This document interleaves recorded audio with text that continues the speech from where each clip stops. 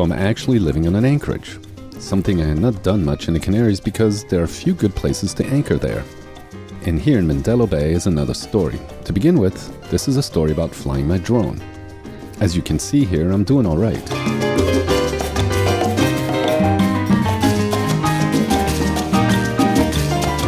There I am, next to my dinghy, attempting a flyover to show you where Galopin was parked. That little drone just takes the most amazing footage. So let me show you where we are. Just up a little further. And here we are. There. Next to the catamaran is Galopin. Pretty sweet spot, no? Okay, now I got to get the drone back. I push the return home button. It's turned around. Gone way up in the air to clear anything in its way. And it's coming back to daddy. Whoa, not in the street. I'm manually controlling him. Easy, turn around, careful. Don't hit the wall. Phew, that was close. The Canaries really taught me how to sail and manage in rough conditions. Now me and Galopin need to test ourselves out in terms of endurance and staying put. We did not anchor out there. We chose to be in the spot to be better protected from the swell and as close to shore as possible. We're also close to the loading dock. This is where medium-sized ships load and then transport goods to other islands. It's actually an entertaining view from the cockpit. We're like kids watching construction machines. Porto Grande is pretty busy with ships and all, as well as yachts, and the ever-constant in and outs of sailboats. And there's a surprise local residence. This turtle would regularly visit. So if she was there, it seemed like a good sign for us to be there as well.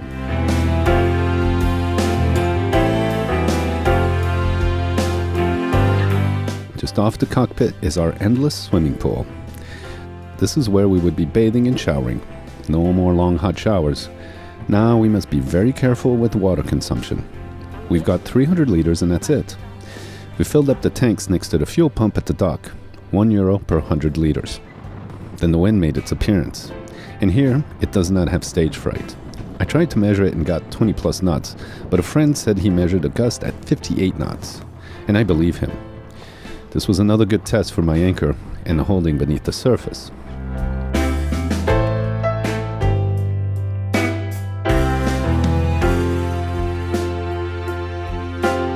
Believe me, I trust my Mantis anchor implicitly. But I feel it's a really good idea to see what's going on down there. And from the surface, there was not much to see. The water is all stirred up from the wind and tide, so the only way to know for sure is to follow the chain link trail. It's not too deep, only about 5 meters, and I had about 25 meters of chain out.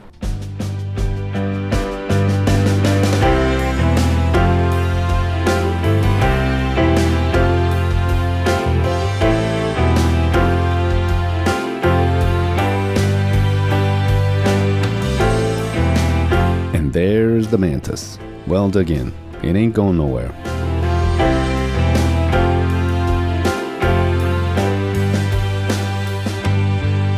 Galopin's safe. But look at the beard it's growing. It grows like crazy in these warm waters. I'll have to deal with that soon.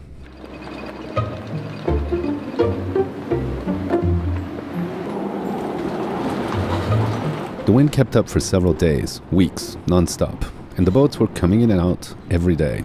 Prides of big cats were stalking a good anchorage or a mooring, just stopping by a few days to feed and stock up for the long haul to the Caribbean. And look at my anchor snubber line.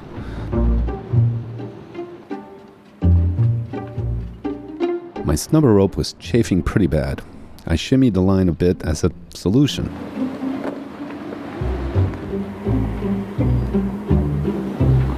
As well, I was also having a pivoting system made from my solar panels, something I designed. So this was the main reason I chose to stay put for a while. It would take some time to make these new support braces. We had new neighbors move into the neighborhood. As all sailors wanting to anchor, they circled around until they felt good about dropping the hook.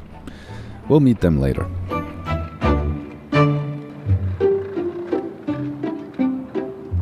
One morning, they told me that my snubber line had finally cut through.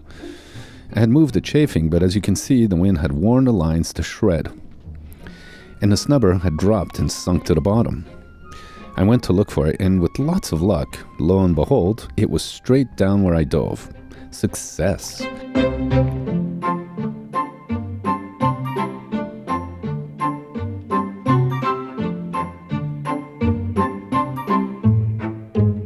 I tied up a new line and all was good. One more challenge to chalk up to my sailing experience. Galopin would hold fast.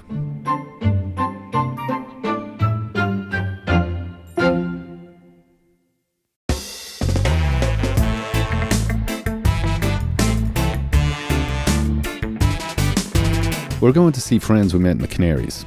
They have been cruising around the Cape Verde Islands for 6 months, exclusively at anchor, and we wanted to hear all about their adventures here. First, we had to get to them. Natasha's trying to helm the dinghy. Natasha was trying her hand at dinghy control. I think it's going to take us a while. This is Mel and Dan. They sailed down from England. He's a Brit and she's French. They wanted to make bread. How French?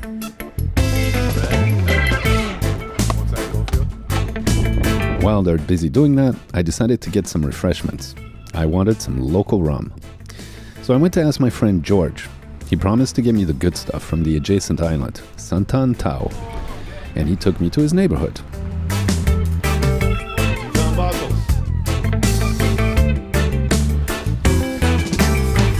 We first went to his house to get bottles to fill with the good stuff.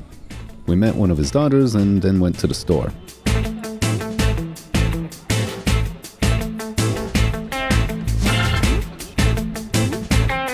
The gentleman already had some bottles properly filled with grog and punch, 2 local favorites.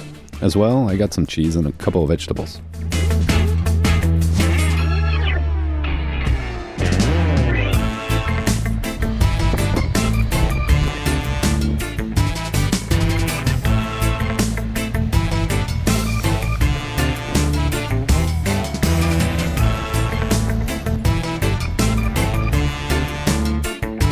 I made my way back with a quick stop on Galopin and steered to Mel and Dan's boat, Cerise 2.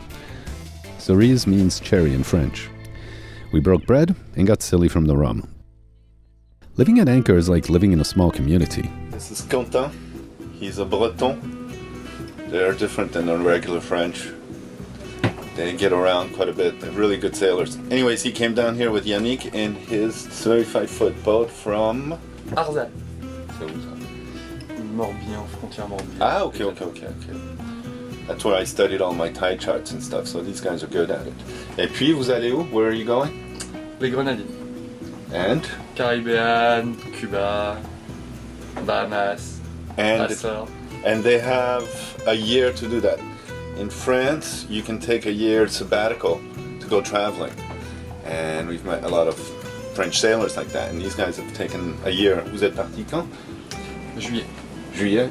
Et vous devez retourner avant juillet? Juillet. Et toi, t'es aussi dans l'aéronautique? Oui. So they're both like aeronautic engineers, des ingénieurs, no? Des techniciens. Des techniciens? Oui. Wow, cool. And sailors too. Anyways, they're taking off today to cross the Atlantic today, so we wish them the best, and Quentin, I'm sure we'll see you again sometime. Yes. Yeah? Mm-hmm. Take care of Yannick. He was hoisting her up on the mast yesterday, boy. She's brave. Out here on the ocean, you meet a lot of like-minded folks, well, sailors. You often get invitations to come aboard for drinks and cocktails. This was the case with Joël. So here we are on Joël's catamaran. He's invited us for a cocktail before we go and enjoy some music and some food. He's been all over the world. In fact, he's been to places in Africa we want to go to. He's even been to Senegal, the Gambia, and Guinea-Bissau. This is part of the village of us sailors out here. And he's anchored a little bit further out than we are, but check this out, pretty cool here. There's a fellow Swiss over there. Joël had a rule. No one leaves his boat until all the bottles are emptied. And we did just that, and then went out to get some food at this great place called Terra Terra. On weekends, they have live music, grilled meats and beer and rum. It was like live karaoke. Different singers took to the mic and performed Cabo Verde favorites. It was a real local spot, genuine. We were the only outsiders and welcomed by all. Thanks to our friend Pesh here.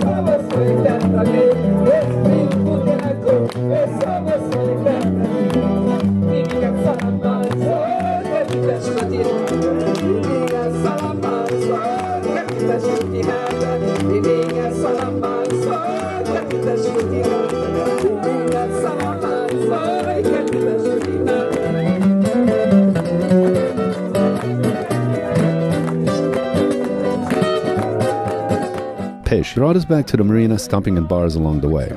The last stop was here at the Shell station, which on weekends, the convenience store is turned into a disco. Now that's ingenuity.